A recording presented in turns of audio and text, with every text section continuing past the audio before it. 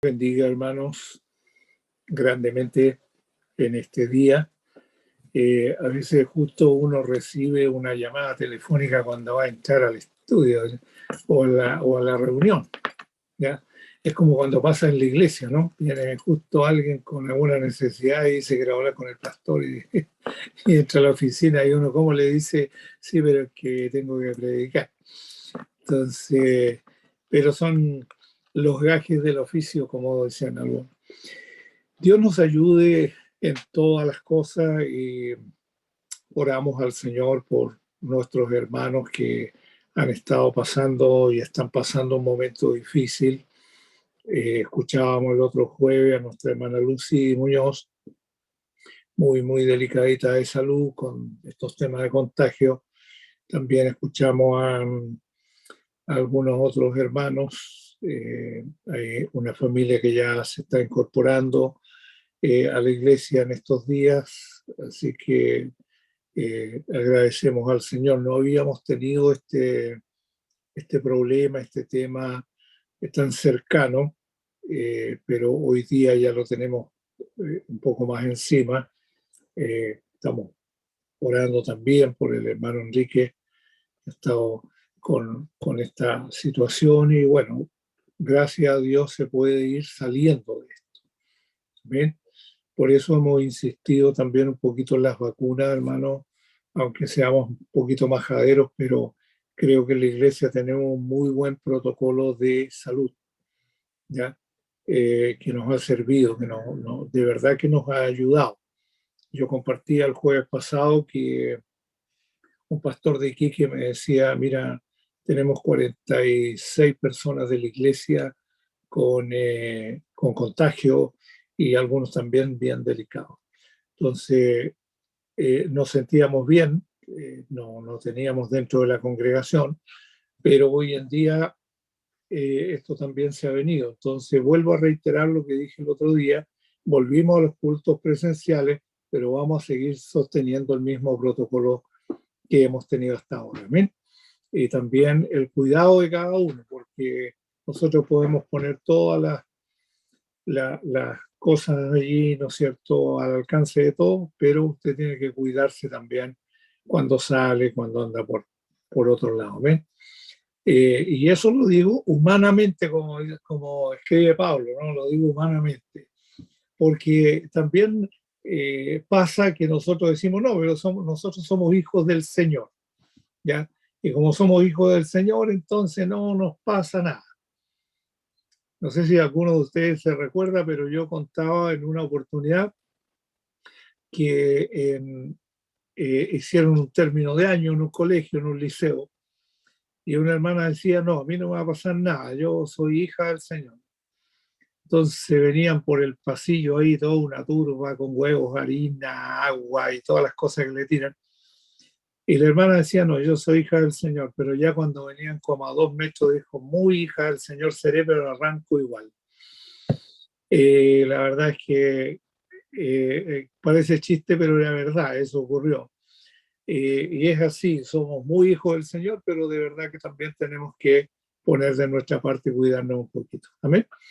Bien, vamos a continuar y aquí yo creo que el hermano Juan Lillo, que lo veo allí, también nos puede ayudar porque esto tiene muchos términos. Estamos en el capítulo 1 de Colosenses, ¿ya?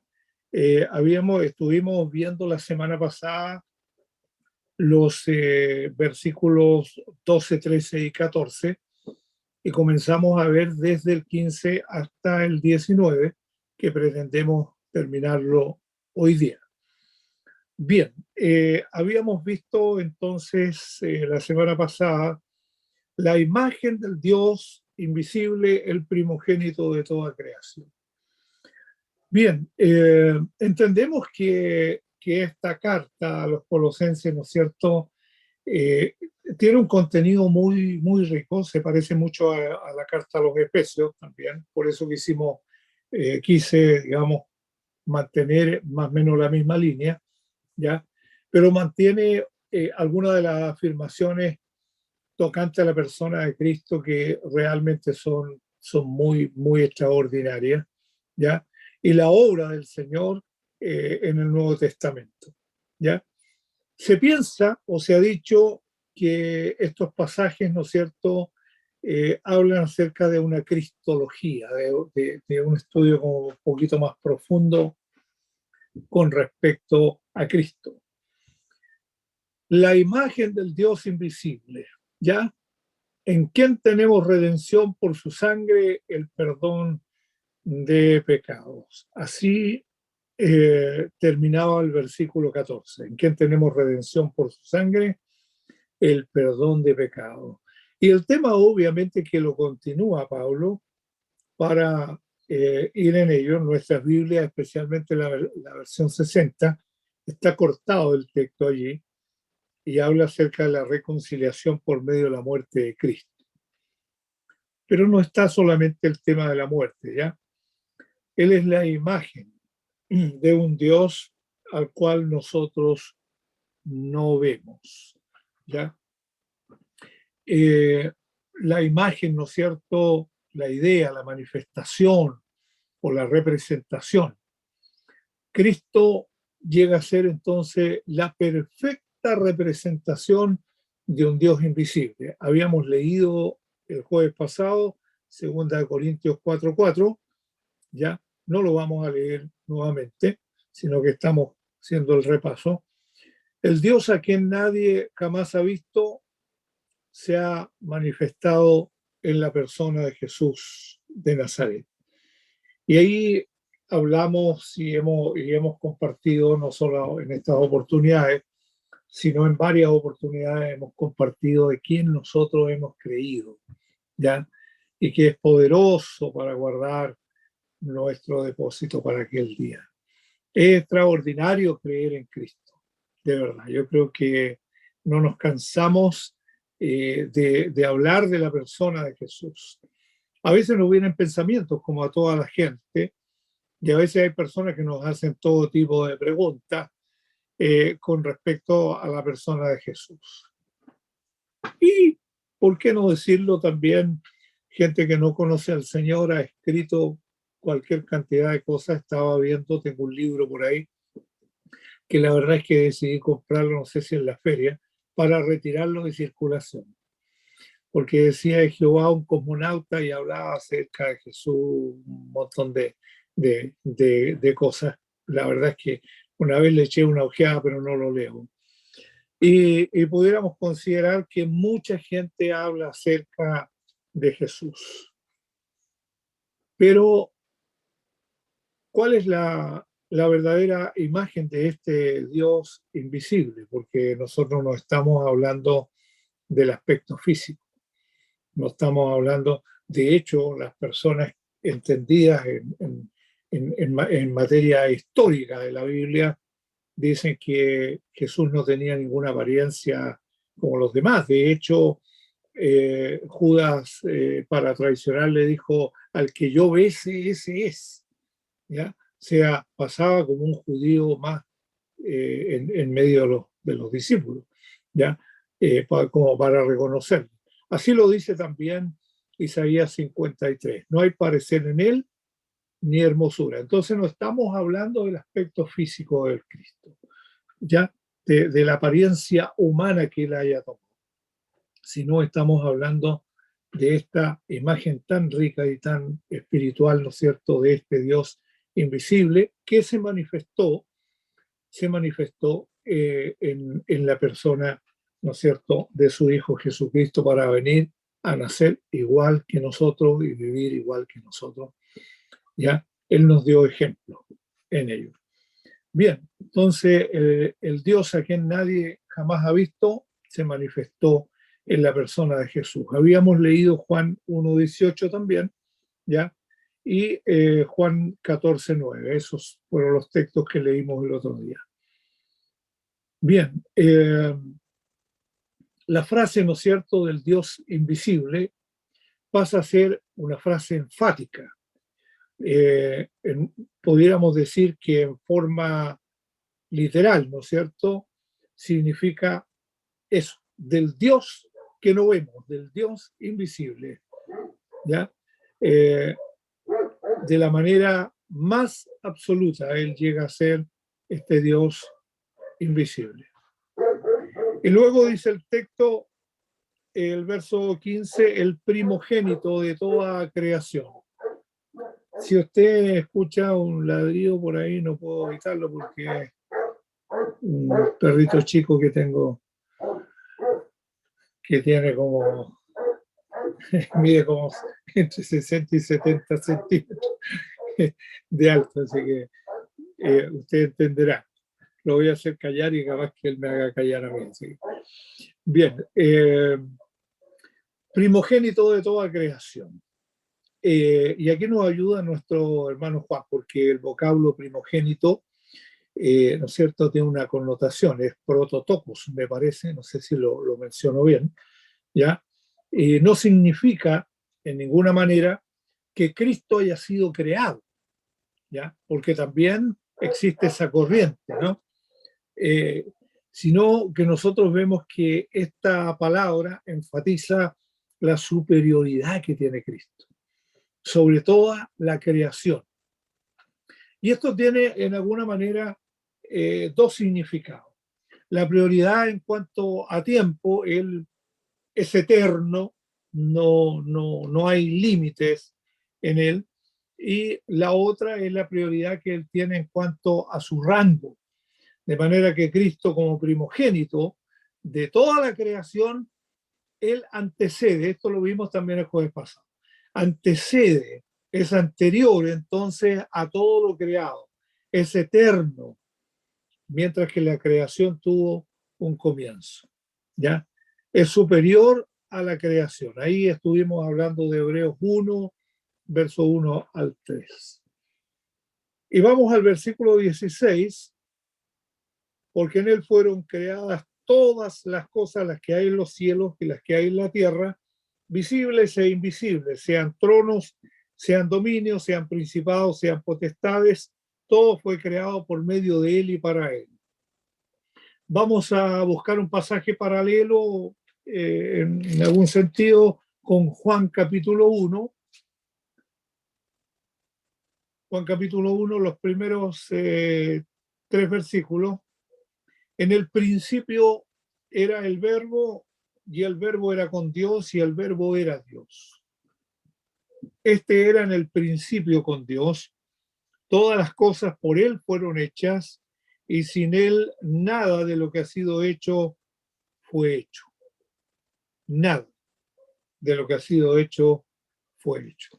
Entonces encontramos esta palabra, este logos, del comienzo, ¿no es cierto?, en cuanto a la creación, superior a la creación. Porque, así parte el verso 16, porque en él fueron creadas. ¿Ya? El versículo 16 está contestando en alguna manera el por qué Cristo es la imagen del Dios invisible, por qué Él es el primogénito. En primer lugar, en Él fueron creadas todas las cosas, y en segundo lugar, por medio de Él, todo fue creado. Y una tercera parte, también todo fue creado para Él. Por eso dice, por Él y en Él. ¿Ya? También fue creado para Él. Y en Él fueron creadas todas las cosas. En Él sugiere que Cristo pasó a ser, en alguna manera, como lo dice un escritor que es Evi Carballosa, dice que como el arquitecto divino que pensó o diseñó la creación. Mira qué maravilloso es. Él es en que nosotros hemos creído, en quien usted ha creído, quien yo he creído. Me atrevo a manifestar un tema que hemos tocado reiteradas veces. La gente piensa que allá en el cielo hay, va a ser igual que aquí en la tierra, ¿ya? Algunos piensan que vamos a seguir como en la misma forma, solamente con un cuerpo glorificado. Pero la verdad es que el cielo es totalmente distinto a lo que nosotros nos imaginamos. Obviamente que la Biblia da algunos atisbos, ya, mar de cristal, la luz del Señor lo va a alumbrar todo, va a estar la Nueva Jerusalén, en fin, las calles van a ser de oro. Y a veces nos quedamos un poquito con esos detalles, pero ¿cómo va a ser nuestra vida allá en el cielo? Y en ello eh, bajamos rápidamente a nuestro plano humano, porque en nuestro plano humano nosotros luchamos con tentaciones, luchamos con pruebas, luchamos con situaciones de vida, de pronto el carácter nos juega una mala pasada, a veces llegamos a tener hasta un mal comportamiento con algunas cosas, decimos alguna palabra indebida a alguien, en fin, o hacemos alguna cosa que no corresponde. Entonces, nos ocurre porque estamos en nuestra naturaleza humana. Pero cuando nosotros vemos este Cristo glorioso que lo llena todo y que ha sido desde la eternidad y por siempre, nosotros decimos, wow, ¿a quién estoy adorando yo? ¿A quién estoy adorando yo? Yo no estoy adorando a un Cristo que está agónico en un madero. No estoy adorando a un Cristo que está agónico en un madero. Yo no estoy adorando a un Cristo que haya sido sepultado, ¿no es cierto?, en una cueva, en una tumba y cubierto ahí una piedra. No, yo estoy hablando y estoy creyendo y adorando al resucitado entre los muertos, al que está sentado a la diestra del Padre, el que lo creó todo, el que es el logo, la palabra. No sé si logro yo transmitir esto a su vida, porque uno camina por la calle, hermano, de una manera distinta, de una manera diferente, ¿ya? Y diferente a mucha gente, y sin menospreciar, obviamente, a nadie, a ninguna persona, ¿ya? Ni discriminar a nadie, ni tener esta situación de relegar a la gente a otro plano, de ninguna manera. Pero tú caminas por la calle y tú te das cuenta que tú eres diferente. Te das cuenta que tú eres diferente, porque tú tienes un conocimiento del Señor que es mucho más acabado. No es un conocimiento de información, ¿ya? Porque, mira, yo he estado en este tiempo, unos primos míos están haciendo un trabajo y uno de ellos es testigo de Jehová. Entonces él dice, bueno, hay que tener conocimiento. Entonces digo, sí, pero no es el conocimiento de que yo lea mucho la Biblia, ¿ya? O sepa algunas cosas, sino el conocimiento que tengo interno del Cristo, de quién es mi Señor, de quién es a quien yo adoro, ¿ya? Eh, y como alguien ha usado una frase, que nosotros somos semejantes a lo que adoramos, dice. Y de verdad que tenemos que ir a la imagen de nuestro Señor Jesucristo. ¿Ya? Es maravilloso. Jesús tiene más de 100 nombres en la Biblia. El Eterno, el Todopoderoso, el Lirio de los Valles, la Rosa de Sarón, el Amado de las Naciones, el Único, el Eterno. En fin, tiene más de 100 nombres nuestro Señor en la Escritura. Así que usted y yo estamos adorando a uno que es verdadero y uno que es eterno. Amén. Todo fue creado por medio de Él y fue creado para Él. Todas las cosas, ¿ya? Como lo decía el arquitecto, ¿ya? Divino, todas las cosas son el resultado de este acto soberano como creador. Bien, miramos entonces que también el Señor es el creador aún de estos seres eh, angelicales, celestiales, como lo han mencionado algunos que tienen rangos, autoridades y todo, sean tronos, sean dominios, sean principados, sean potestades, todo fue creado por medio de Él y para Él. Y aquí viene la pregunta que mucha gente hace. Dios creó a Satanás Y nosotros decimos, Dios no creó a Satanás con maldad. Él era el ángel, el querubín protector, dice la Escritura. Me parece que Ezequiel 28, Isaías 14, los que hacen mención, ¿no es cierto?, que este lucero haya caído y haya creado tanta confusión. De hecho, algunos comentarios bíblicos hacen mención de los primeros versículos de Génesis para mencionar, ¿no es cierto?, que entre el verso 1 y el verso 2 se haya producido todo el caos. ¿Ya? En el principio creó Dios los cielos y la tierra, pero en el versículo siguiente dice la tierra estaba desordenada y vacía. ¿Ya? Quizás alguno pueda compartir poco ese pensamiento. ¿Ya? Somos partidarios de entender que este es un ser creado. Él es un ser creado. Jesús no es un ser creado. ¿Ya? Debemos entenderlo bien porque esta es una materia doctrinal buena y trae mucha sanidad al alma, ¿ya? De entender que Satanás es un ser creado, ¿ya? En el principio, cuando fue creado, dice uno de estos pasajes, que sonaron los tamboriles y se hizo un montón de fiesta. Y él estaba a cargo de la adoración celestial. Y cuando quiso ser semejante a Dios, ya subir al trono y ocupar el lugar de Dios, entonces fue echado por tierra. Y allí nosotros vemos, así como existe el bien, existe el mal, así como existe la luz, existe las tinieblas, como existe lo bueno, existe lo malo.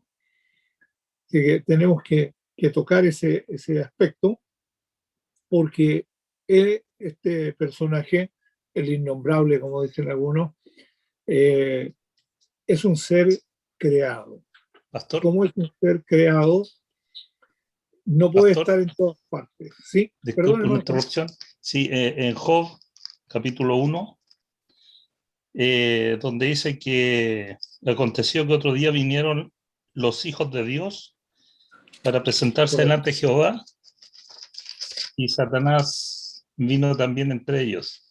Entonces, como a los ángeles en varios pasajes los nombra como hijos, aduciendo que son criaturas, ahí entre ellos menciona a Satanás, que vino entre ellos. Claro.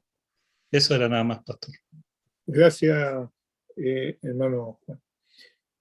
Nosotros podemos entender, bueno, aquí yo quiero mencionar un tema ya que estamos en esto. Hay muchas personas que les gusta lo que se llama la demonología.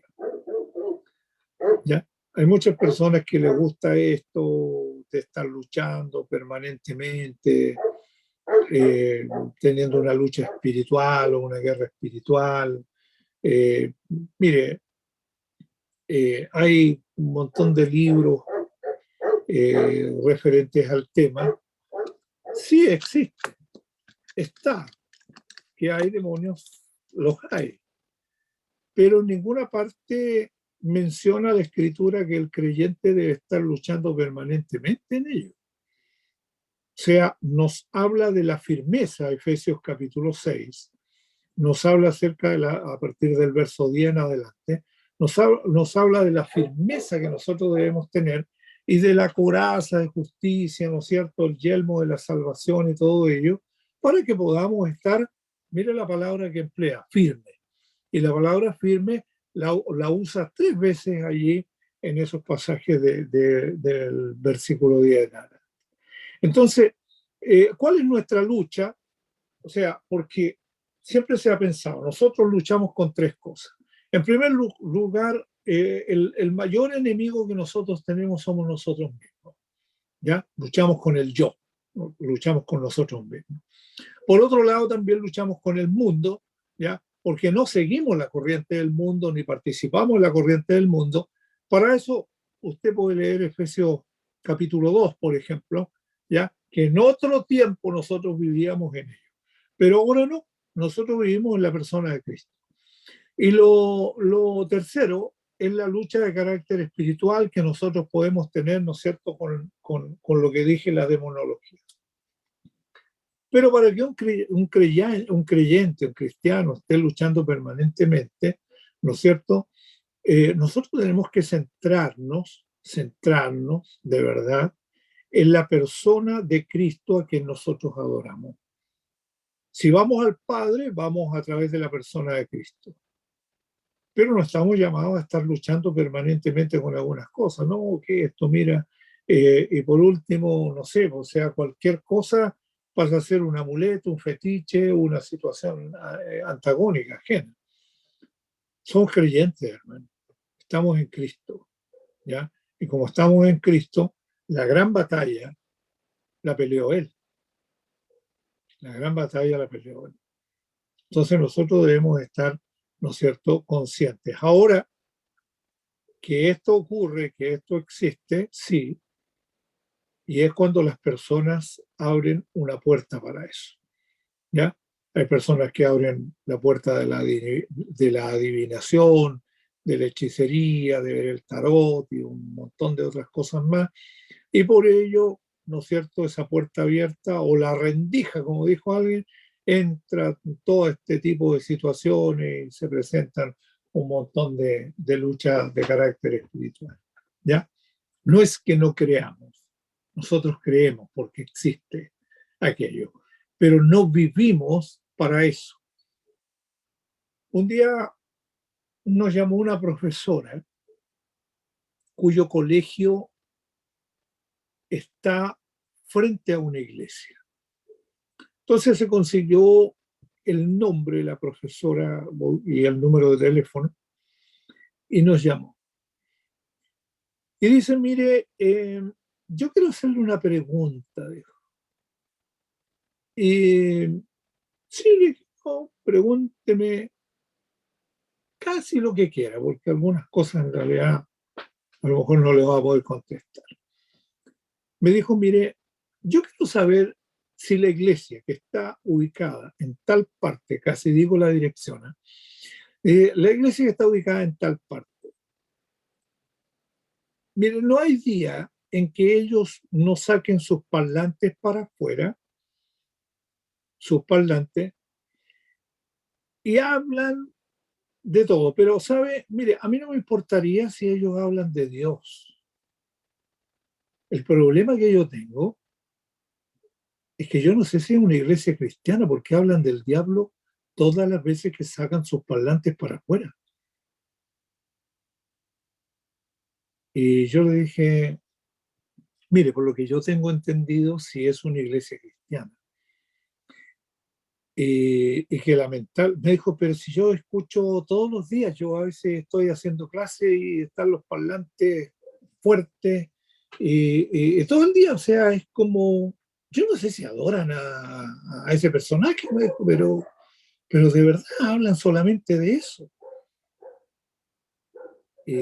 Bueno, uno traga saliva y dice, disculpe, profesora, pero sí es una iglesia cristiana, voy a hablar con el pastor o con el encargado de los parlantes. Y le voy a manifestar lo que usted me está diciendo, porque de verdad nosotros predicamos a Cristo y a este crucificado. Y aproveché de hablarle un poquito más del Señor. Le dije, mire, me imagino que usted tiene algún conocimiento de Cristo. Pero ella mencionaba eso. Y yo creo que en la vida de un cristiano, ¿de qué hablamos nosotros? De la persona a quien adoramos. ¿De quién hablamos? Hablamos de la Escritura, hablamos de la palabra de Dios. Nosotros no hablamos de otras cosas, hablamos de las cosas que nos van a edificar, que nos edifican, que nos ayudan, que nos levantan. Y muchas veces que nos levantan hasta el ánimo, hermano, que nos levantan hasta el ánimo, sin ser nosotros de la corriente positivista. Pues no participamos de una corriente que hable de todo lo positivo, ¿ya? que es la otra parte. Nosotros hablamos del Señor. Y cuando nos reunimos, ¿qué hay cuando nos reunimos? Algunos tienen salmo, tiene doctrina, tiene alabanza, tiene testimonio. ¿De qué hablamos? Entonces, hermano, para que lo tengamos un poco presente, esa situación. ¿Amén? Era solamente una cápsula que tenía guardada para compartir. Pero sigamos adelante. Entonces, estamos cerrando ya el versículo 16. ¿Ya? Todo fue creado para él. Pablo habla en una forma enfática, ¿no es cierto? Porque lo dije el jueves pasado, él voy a usar este término, ¿no? Él está enfrascado en una lucha contra todo el gnosticismo de aquellos días, ¿ya? Y que en especial ya estaba introduciéndose en la iglesia de Colosas. Vamos al versículo 17 entonces. Y él es antes de todas las cosas y todas las cosas en él subsisten. Él es antes de todas las cosas. ¿Ya? En el fondo, Pablo podría estar manifestando que en él, ¿no es cierto? Y en ningún otro es antes de todas las cosas. Cristo antecede a todo lo creado, en cuanto al tiempo, en cuanto a rango, en cuanto a los seres angelicales, cualquiera sea, todo fue creado. Sin embargo, como es antes de todas las cosas, y todas las cosas en él subsisten.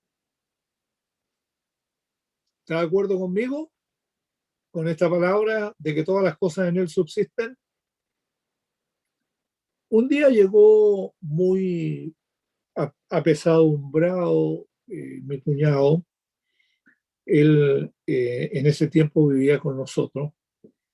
Entonces, cuando nos sentamos a la mesa, yo le dije, ¿qué te preocupa? Y él me dijo, es que escuché que viene un meteorito a la Tierra, un asteroide. Eh, y se dice, y lo dicen los científicos y todo, que va a golpear la Tierra. Y como no se sabe cuál es el lugar exacto, por supuesto que va a producir estragos, muerte. Y él estaba muy preocupado. Yo le dije, tranquilo, tú no eres científico, tienes que estar tranquilo. Pero más allá de eso, él me hizo varias preguntas, estaba muy preocupado en realidad porque venía este asteroide a la Tierra. Y yo le dije, mira, porque él me preguntó, ¿y esto está en la Biblia? Claro que está en la Biblia. Está ahí. Ah, sí, me dijo, claro, así que aproveché de hablarle varias cosas de la escritura, que siempre me hacía preguntas. Y le digo yo, mira, todas las cosas en él subsisten. La creación y todas las cosas están en él. Entonces, cualquier cosa que ocurra está en las manos del que creó todo, el universo y todas las cosas. Entonces, y me dijo, ¿y tú puedes estar tranquilo? Claro, yo puedo estar tranquilo. ¿Por qué me voy a alterar de las cosas que Dios tiene en sus manos? Como a los días creo que habían desviado la cosa esa. Entonces, a veces ocurre esta situación, pero nosotros debemos entender, ¿no es cierto?, que si Él creó todas las cosas y todas las cosas en Él se sostienen, ¿ya? Él sostiene todo, ¿ya? Está sugiriendo aquí una acción que es completa, porque los resultados de esto obviamente que continúan. Nosotros, las palabras de Jesús hace 2000 años están vigentes hoy día, para ti están vigentes para mí, ¿ya? Entonces es algo que habría de continuar. Y van a continuar subsistiendo. No sé si usted ha leído la frase hasta el fin del mundo. ¿ya? Que dice la Escritura, por lo menos la versión 60, dice hasta el fin del mundo. Yo le digo a algunos, bueno, si el fin del mundo no ha llegado todavía. Así que pudiéramos estar tranquilos en ello. Todas las cosas han subsistido y van a continuar, obviamente, subsistiendo, ¿no es cierto? Porque el poder, la providencia de nuestro Señor, ya da estabilidad y da una estabilidad también a todo lo creado, a todo lo creado. ¿Se han desalineado los planetas? No. Desde que éramos pequeños en el colegio nos enseñaron, ¿no es cierto?, el sistema solar y ahí ha estado el sistema solar funcionando hasta el día de hoy. ¿Para qué decir de lo que dice la Escritura, ¿no es cierto?, de todo el ciclo hidrográfico, ya las nubes van tras la lluvia y estas forman los ríos y estos van al mar y se vuelve, y hasta el día de hoy continúa de la misma forma, de la misma manera, ¿ya? Salvo que el Señor, ¿no es cierto?, nos mandara una profecía. Donde debiéramos cuidarnos de ciertas cosas. Una profecía que fuera verdadera, porque si alguien me dice va a venir una pandemia, yo creo que ya estamos en ella, ¿ya? No sería como muy real la cosa. Bien, entonces Cristo es preservador de la creación. Preservador de la creación. Y le paso un dato que sí hay un efecto climático en el mundo, un calentamiento global y un efecto climático que ha afectado y afecta a todos los continentes, en verdad. Pero también debo decir que esta situación está más politizada en este último tiempo que ninguna otra. Entonces también nosotros debemos considerar que en la palabra del Señor habla de algunas de estas cosas, lo mencioné el jueves pasado, ¿no es cierto? Hambres, terremotos, pestes, situaciones de la naturaleza, todo lo que habría de venir. Pero esos son principios de dolores, van a seguir ocurriendo de alguna manera. Ayúdenos el Señor, ¿no es cierto?, para que nosotros sigamos creyendo en el que sustenta la vida, en el que nos sustenta completamente. Bien, avanzamos para que terminemos hoy día hasta el 19, ¿ya? Porque el próximo jueves comienza otro tema, no tan aburrido como este, pero comienza un tema bueno también. Vamos al versículo 18. Y Él es la cabeza del cuerpo, que es la iglesia. Y Él es la cabeza del cuerpo, que es la iglesia, el que es el principio, el primogénito de entre los muertos, para que en todo tenga la preeminencia o el primer lugar. Bien, ¿cómo va estableciendo el apóstol Pablo esta relación de Cristo, ¿no es cierto?, con el Señor, con el Padre y también con la iglesia? Jesucristo es la representación, ¿no es cierto?, y la manifestación exacta de este Dios invisible, ya lo vimos hace un momento, ¿ya? Entonces, ¿qué pronuncia? ¿Qué dice con toda claridad? Proclama que el Señor Jesucristo es Dios, ¿ya? Declara entonces que Jesucristo es el creador y el sustentador de todas las cosas. Él es quien da esta cohesión, como decíamos, a todo el universo, a todo el cosmos.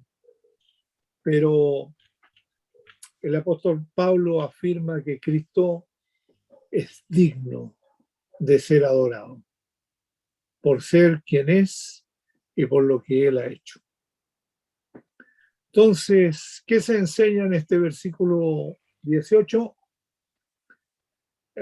Lo tocante a esta relación tan rica, tan enriquecedora, tan buena de Cristo con esta con esta nueva generación o nueva creación, podríamos decir que es la iglesia, que es la iglesia.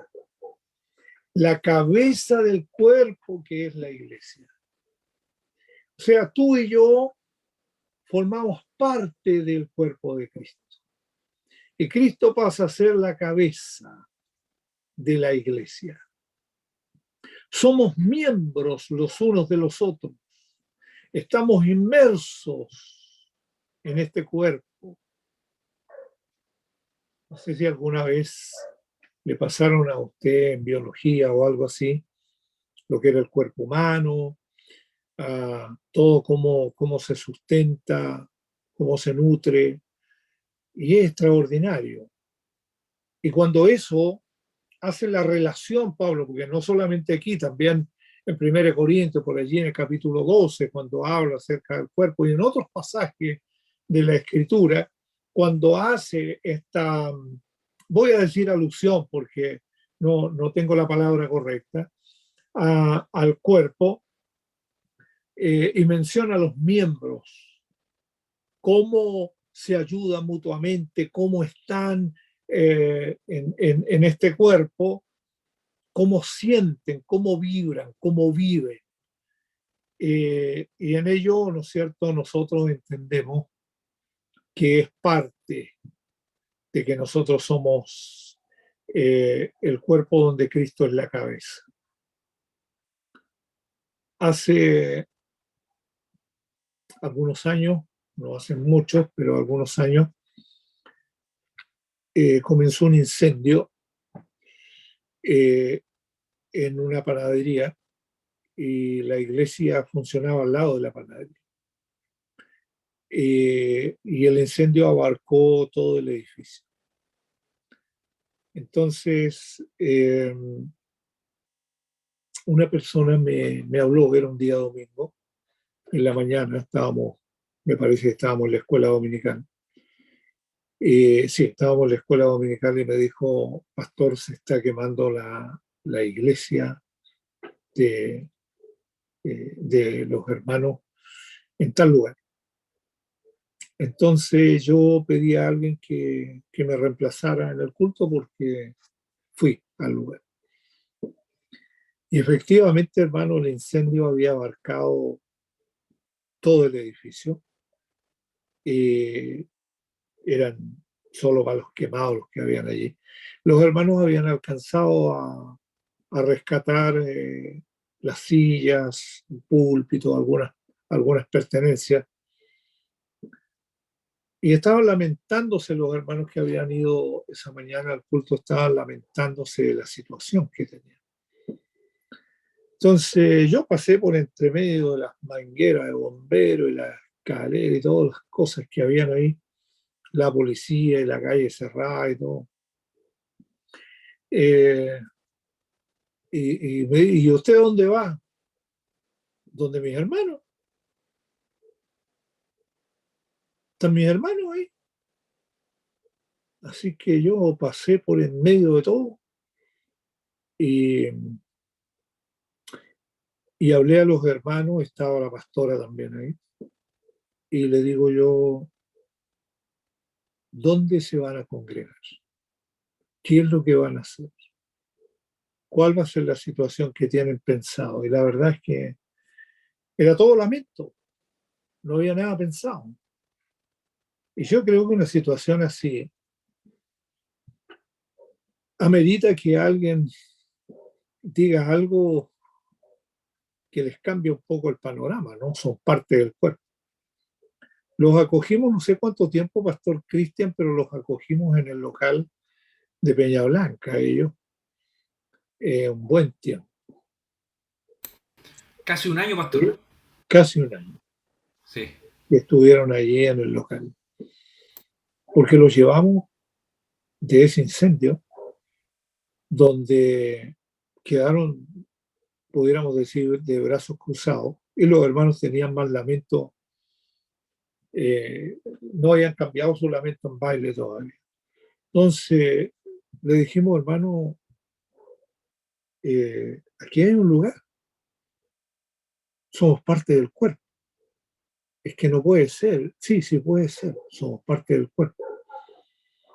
Nosotros no estamos dolidos, como usted está dolido, nosotros también estamos dolidos. ¿No? Nosotros no vinimos aquí a burlarnos de ustedes que se les quemó el lugar. Nosotros vinimos a ayudarlos, porque ustedes son nuestros hermanos, somos parte de este cuerpo donde Cristo es la cabeza.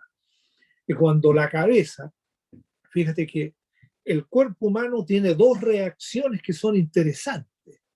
Yo lo he aprendido de un hermano, digamos, que estudia medicina, y él me dijo, mira, el cuerpo reacciona así.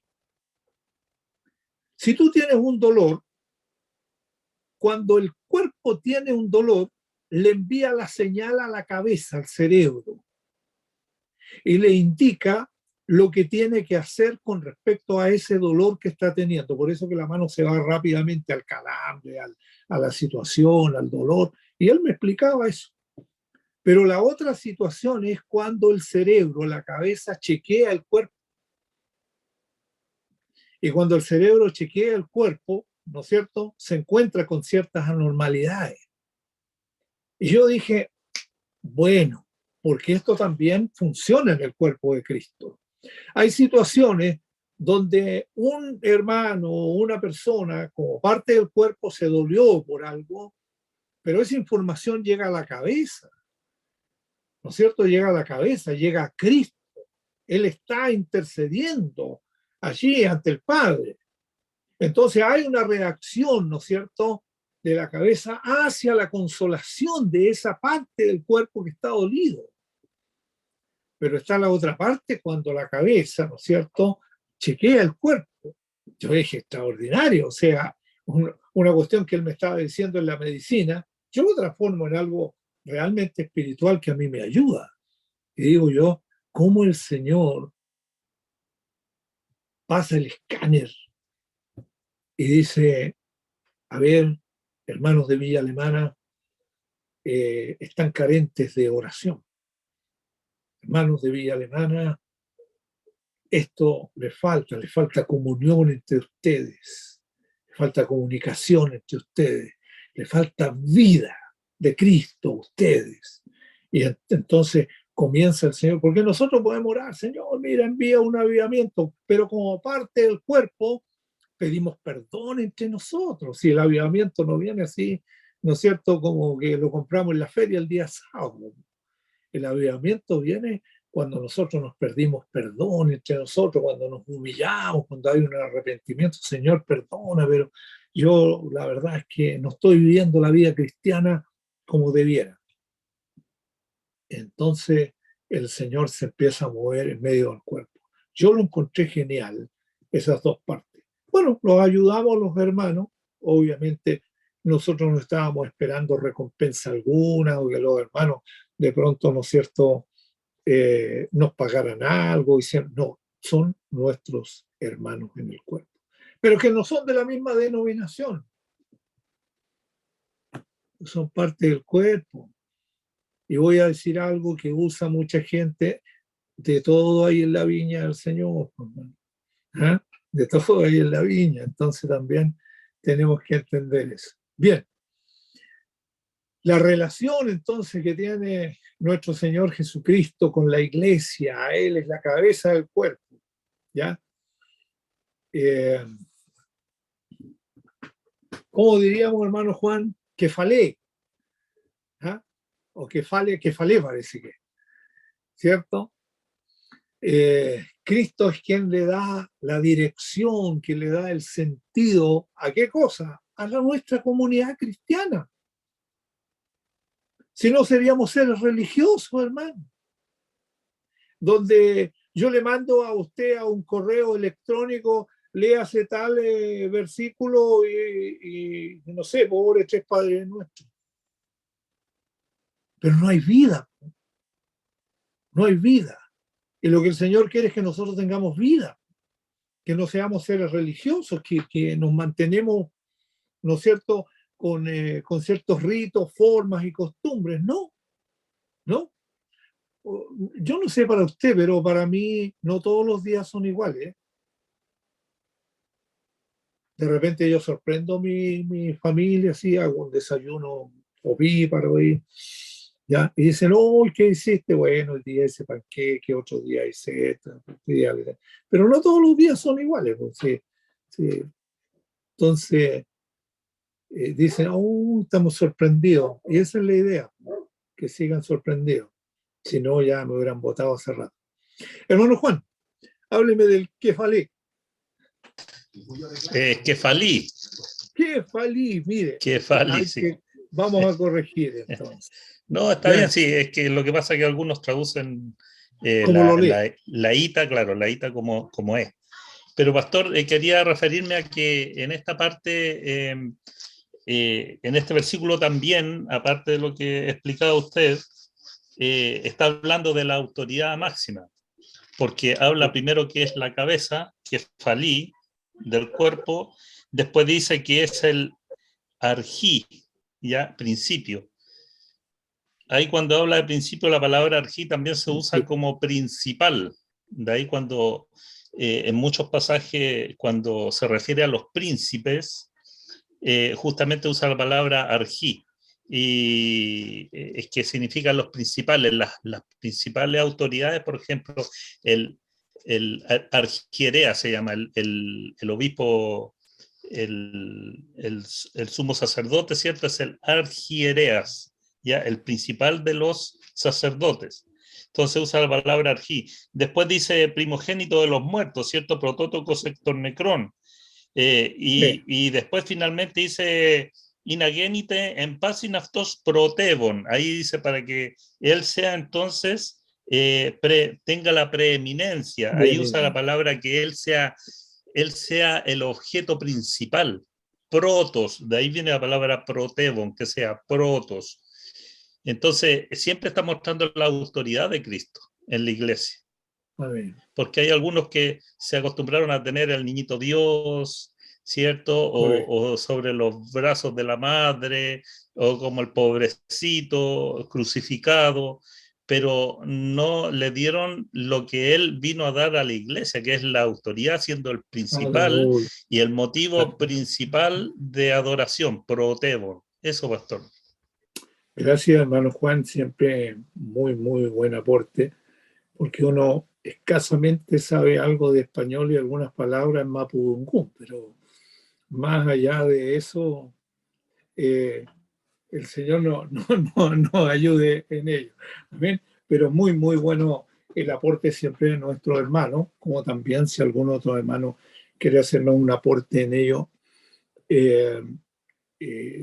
lo entendemos y es muy bueno. ¿Ya? Cristo, ¿no es cierto?, tiene el control también sobre la iglesia. Cuando citamos Apocalipsis 2:1, por ejemplo, que Él anda en medio de los 7 candeleros de oro. La autoridad, como lo decía nuestro hermano Juan recién, la autoridad. El principio, el primogénito entre los muertos. ¿Bien? Nos queda claro. Nos vamos al versículo 19 y concluimos, Pastor Cristian, ya. Por cuanto agradó al Padre que en él habitase toda plenitud.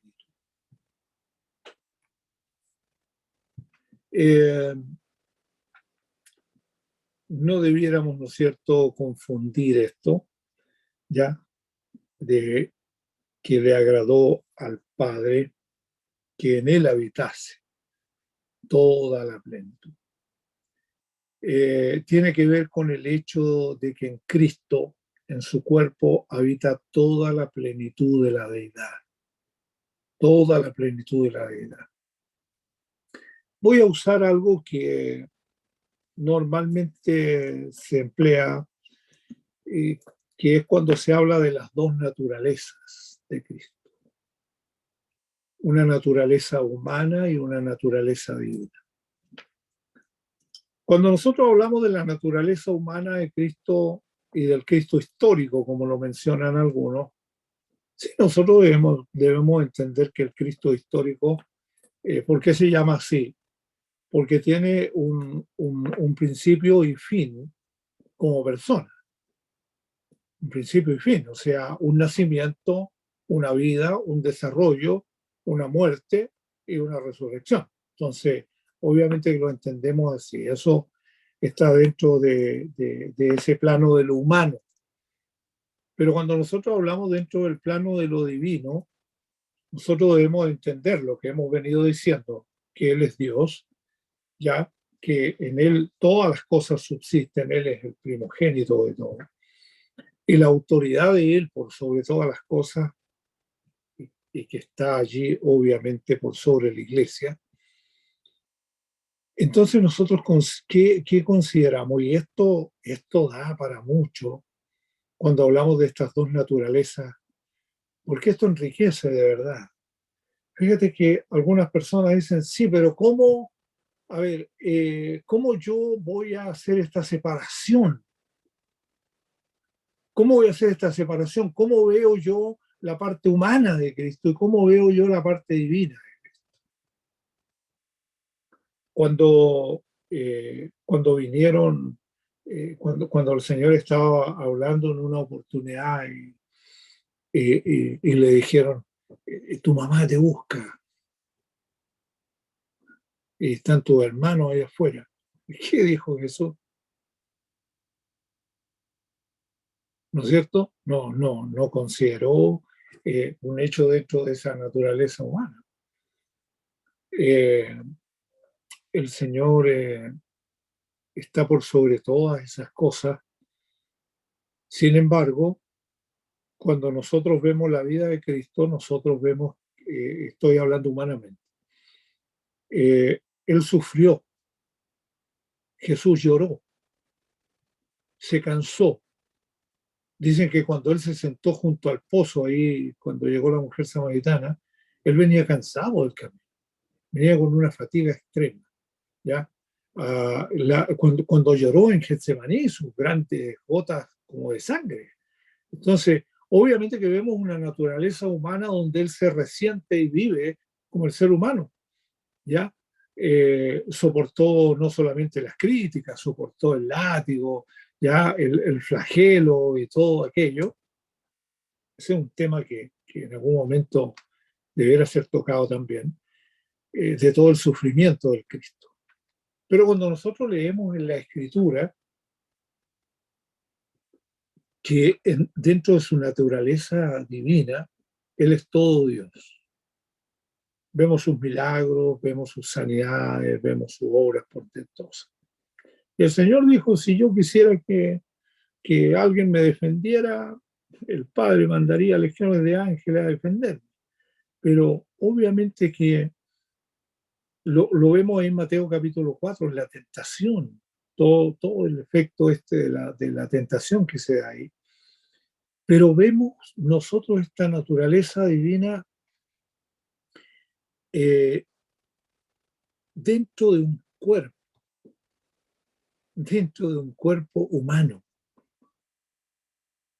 Y una de las cosas que yo nunca me voy a lo mejor a retractar de lo que he dicho, es que nuestro Señor en una naturaleza humana nos enseñó a nosotros a vencer. Porque Él no tomó de la naturaleza divina para vencer. Él venció dentro de una naturaleza humana. Por eso que fue a la cruz del Calvario. Por eso que sufrió. Entonces, porque si Él hubiese querido, ¿no es cierto? ¿Qué es lo que le decían los soldados? Si tú eres el Cristo, a otro salvó, sálvate a ti mismo. Sal de allí, bájate de la cruz.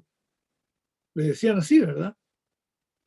Porque ellos miraban, digamos, eso como algo muy lejano. Pero el Cristo estaba sufriendo en la parte humana, no tomó de su naturaleza divina para hacer frente a la tentación de Mateo capítulo 4. No tomó de la naturaleza divina para hacer frente a otro tipo de situaciones. Él lo sufrió en la parte humana y en todo sentido, en todo sentido. La Biblia dice que fue tentado en todo, pero no pecó. Y nosotros vemos que eso nos enseña a nosotros que sí podemos vencer, que sí podemos vencer. Más allá de andar peleando a lo mejor con un montón de Pokémones, nosotros debemos entender que nosotros vivimos en Cristo, que usted y yo vivimos en Cristo. Amén. Pastor Cristian, ahora si quedan preguntas, obviamente que ya el tiempo,